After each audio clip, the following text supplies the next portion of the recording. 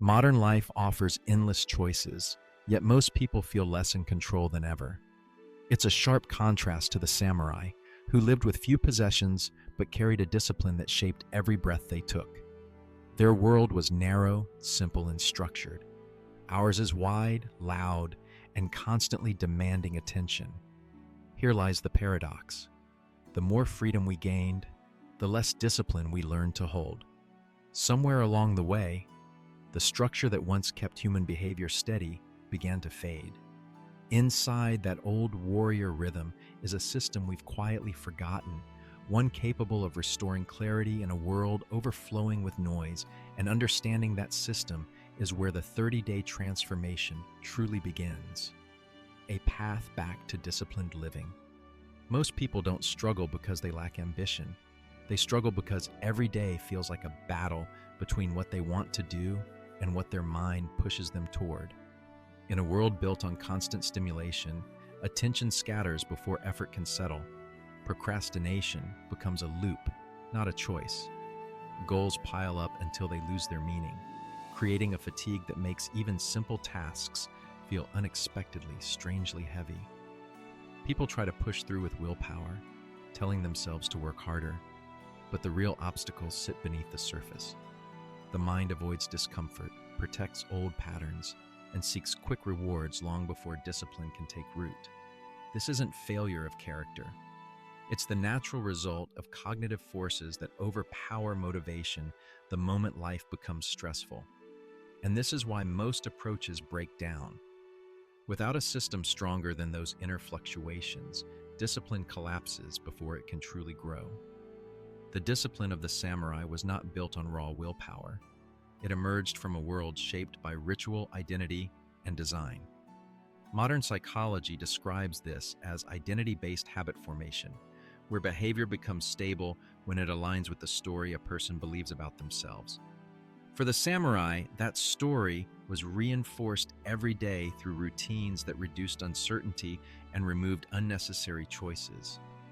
By repeating the same actions at the same times, they lowered cognitive load and freed the mind from constant decision-making.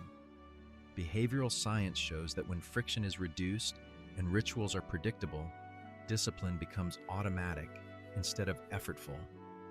The samurai code, known as Bushido, functioned like a behavioral system: clear standards, consistent actions, and an environment arranged to support those actions. Modern research mirrors this idea, showing that people succeed when their surroundings reinforce who they want to become. Nothing about the samurai approach was mystical. It was a steady structure that anchored identity and behavior together. And it worked because every part of their world pointed them back toward the person they were expected to be. The 30-day samurai system is built as a progression, moving from clearing space to shaping behavior and strengthening identity. The first phase, purification, begins by removing the noise that competes for attention. You reset the environment, reduce digital clutter, and shrink the number of commitments allowed each day. This creates the psychological room needed for discipline to take root. When distractions drop, the brain's reward system becomes less reactive, making focus easier to access. The second phase, alignment, anchors each day with predictable rituals and small, reliable actions.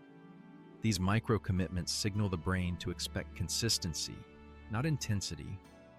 Neuroscience shows that stable cues reduce cognitive friction, allowing behaviors to repeat with far less effort.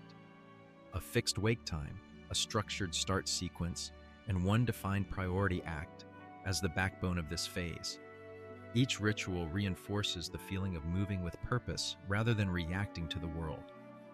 The third phase, execution, strengthens discipline through repetition and intentional constraint. By keeping tasks narrow and repeating them at similar times, you train the brain to treat discipline as a default state. Identity begins to shift as you prove, day after day, that you can follow through. Over 30 days, these phases build a system that supports you even when motivation fades. Every disciplined path encounters resistance, and the samurai system expects it. Emotional dips appear first, moments when energy drops and the mind argues for comfort. The solution is framing, reminding yourself that low motivation is a signal to simplify, not stop. Then comes environmental sabotage, noise, interruptions, and sudden demands. Grounding rituals, like a 1-minute reset, reclaim control before chaos spreads. Inconsistency follows when life becomes unpredictable. Deliberate constraint counters this by reducing choices so the routine remains stable even on difficult days. The final obstacle is identity regression, the pullback to old habits. Here, repeating small wins reinforces the newer self. None of these obstacles mean failure. They are predictable, normal, and fully manageable when met with clear pre-solutions. Discipline becomes real when it stops being something you do and becomes someone you are. The samurai understood this. They were not disciplined because they pushed harder, but because breaking their word meant breaking their identity. The same shift begins across these 30 days. Each ritual, each small promise kept, turns discipline into a form of self-respect instead of a daily grind. You start to trust yourself. You begin to act from a deeper standard rather than emotion or convenience. And by the end, the paradox becomes clear. Structure creates freedom. Your life rises to the level of standards you refuse to break. When you become that person, discipline is no longer an effort. It is the truth you live.